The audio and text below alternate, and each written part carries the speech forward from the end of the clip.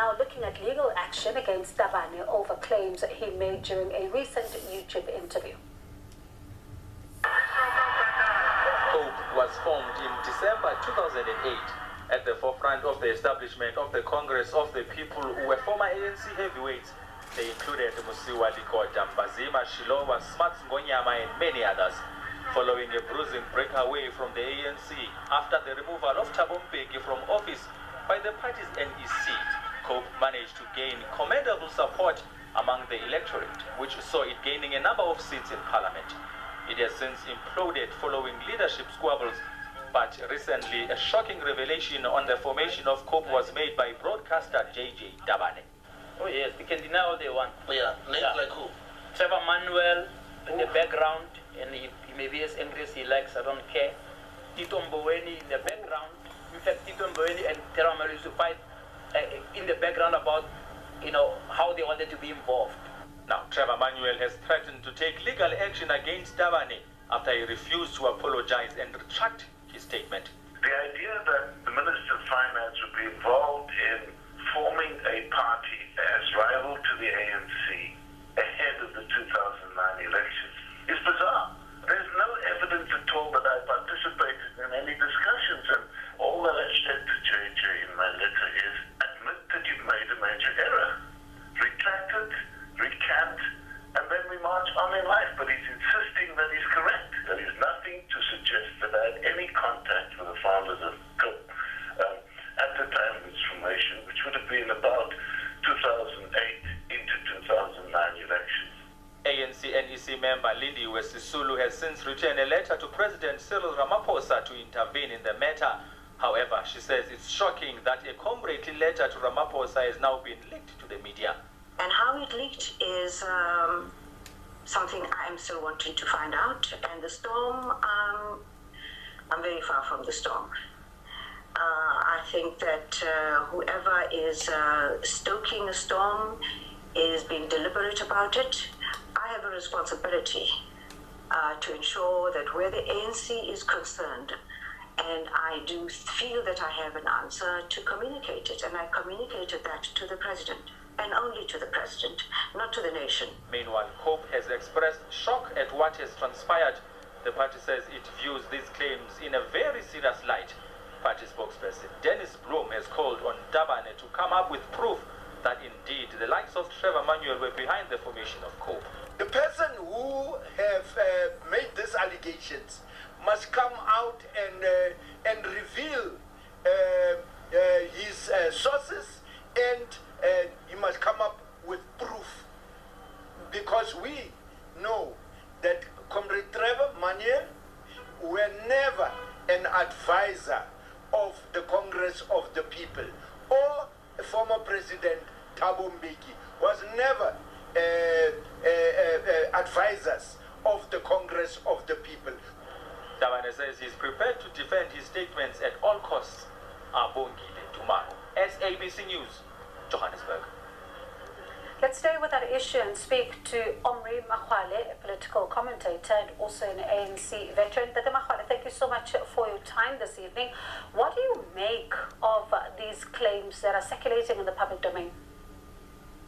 They're really worried. These claims are worrying, but we don't really know exactly who was in the formation of COPE. We don't really know. So it would be good, in fact, to investigate and to establish actually who were behind the formation of COPE. We don't really know exactly. And whatever JJ is saying, if he's got proof of that, it would be good that we, the ANC members, should know, and the public should know actually who was behind the formation of COPE. Well, what we know is that, of course, COPE was formed because of personality clashes. It was not policy clashes. The people who left ANC to form COPE had the same policy the ANC had, Freedom Charter, and it was more about personality clashes. But we don't know. We don't know who formed COPE and the behind forces, and it would be good to investigate. Were there no suspicions in the background, though? Because you are in the party, so certainly you might be privy to some corridor discussions. I think what we are aware of is that we are aware that the supporters of former President Thabo Mbeki were behind. But as to who exactly of those supporters or who of those ministers were actually working to form COPE, we don't really have a proof of that. And it would be good not to, to speculate, because we need facts to establish actually who were behind. So it would be good to investigate. And I think maybe Minister Lindiwe Sisulu, in this case, maybe she's right.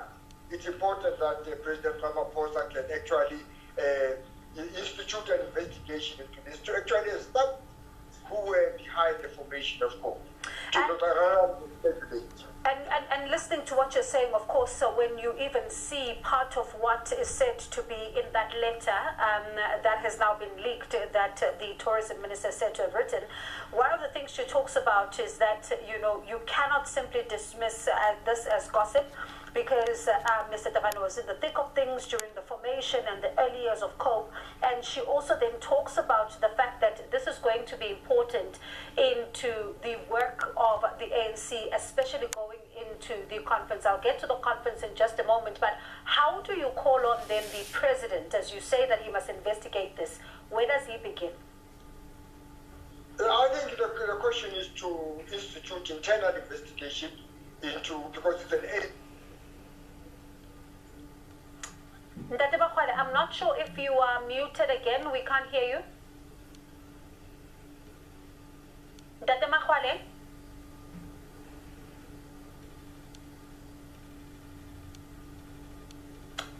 Ndate Makhwale, we are struggling to hear you. I'm not sure if you are on mute. So sorry, I missed that. Oh, yes. What I'm saying. Please start again to answer the question. We lost you.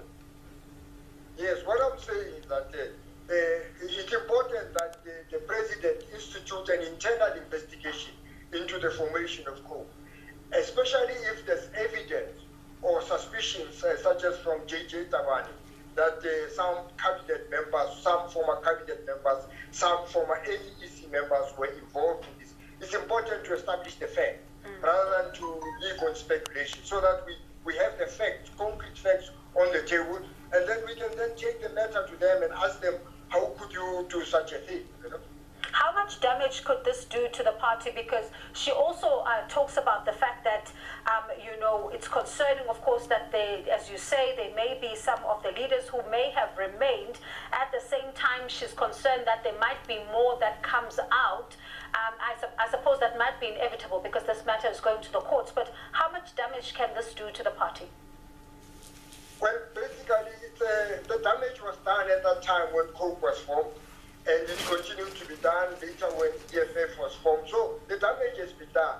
And for now, it will just help to expose maybe the rogue forces internally inside the ANC who were actually involved in the formation of COPE and continued to be undercover. So, and we were not aware of them. But it would be good for us as ANC members to know them, to know that these are the people who actually formed COPE, and to try and establish what were the reasons for them to form COPE, so we to work on the basis of fact rather than speculation at the moment. I think it's important to establish the facts. In your view, how does this impact then the December conference?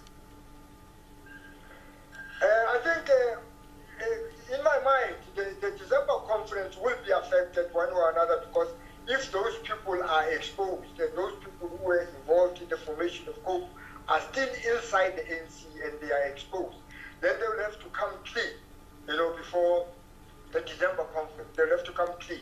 But in my mind, of course, the December conference is not really going to solve our current problems. According to our assessment, we still believe that we need to change how we elect leaders inside the ANC. We need to introduce one ANC member, one vote to elect leaders, rather than this branch delegate conference format. We believe that the branch conference delegate format is not the way to clean the ANC, it's not the way to renew the ANC. It's a method that should be scrapped in our mind, and a new method of electing leaders inside the ANC should be introduced. Especially because we're seeing conferences being bogged down with issues of credentials instead of going into some of the very key discussions.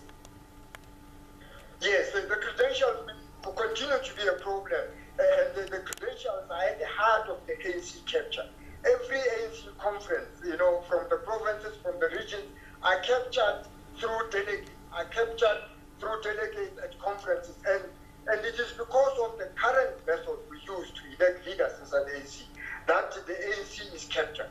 And this is why we believe that the French delegate method, where one delegate represents 50 members, that method should be scrapped once and for all, and we should introduce one ANC member, one vote for electing leaders.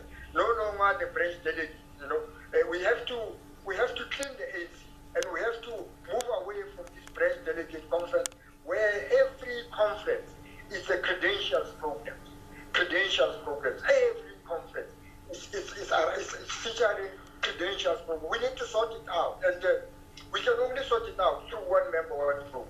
Dr. Makhwale, you talk about cleaning the ANC. I suppose, let me then indulge you on that. The issue of the step-aside resolution, I mean, the NEC came out, it strengthened it now. It says that those who have charges cannot then stand, but they are not applying this retrospectively because there are some of those leaders who are there. What do you make of these developments around the strengthening of the step-aside resolution? Well, step aside, it's a partial method. It cannot solve the ANC problems. And this is why it continues to be trampled upon, the step aside method. As you see in eThekwini, Zanele continue to be elected. In Mpumalanga, the leaders that are compromised continue to be elected. So basically, this method of step aside, it's a partial method. It cannot solve ANC problems. So it's not the solution. It's a way of alleviating and to try and do what we call damage control, but it's not the solution to our problem. We need to change this method of electing leaders and introduce one ANC member, one vote. I suppose that is the way in the ANC. I suppose then, listening to you, the threat that the former President Kgalema Motlanthe also spoke about again in the public domain, saying that the parties that will take South Africa into the future are still to emerge, saying that there might be a strong possibility of a no-dominant role for the ANC in the future. I'm listening to what you're saying. Are you saying then that you are agreeing with this, that the ANC faces a challenge when it comes to dominance? Because we are seeing support dwindling and declining in the public domain. Yes, I agree with that. The ANC is declining. And it's declining primarily because ANC is extremely corrupt internally, and the methods of electing leaders at the moment are compromised. And as long as we don't change this method, the ANC will continue to decline because of internal corruption. But what I want to say is that the ANC is the enemy of itself. It's internal enemy of itself. So ANC is killing itself. What I would say is committing suicide. So if we don't change the way we elect leaders inside the ANC, in the next elections, the ANC is likely to lose elections in Gauteng, it's likely to lose elections in KwaZulu-Natal. Of course, the Western Cape is already gone, and the other provinces will also be, suffering. So basically, the ANC is killing itself, and unless we change how we elect leaders, it will continue to kill itself. So step aside are not enough. Those methods are not adequate enough to save the ANC. So I think Comrade Kgalema is right in a way. If we don't clean the ANC, if we don't introduce one ANC member, one vote, it will definitely lose the next elections. So it's something that we should be aware of. All right. It's unfortunate. Dr. Makhwale, thank you so much for your time this evening as we talked then about that issue of those allegations when it comes to the formation of COPE, and saying that they must be investigated, and of course also looking at the issues around the voting when it comes to some of the regional conferences of the ANC. That is political commentator as well as an ANC member, Dr. Omri Makhwale. Let's move on to this then. Stakeholders in the agricultural industry have signed the agricultural and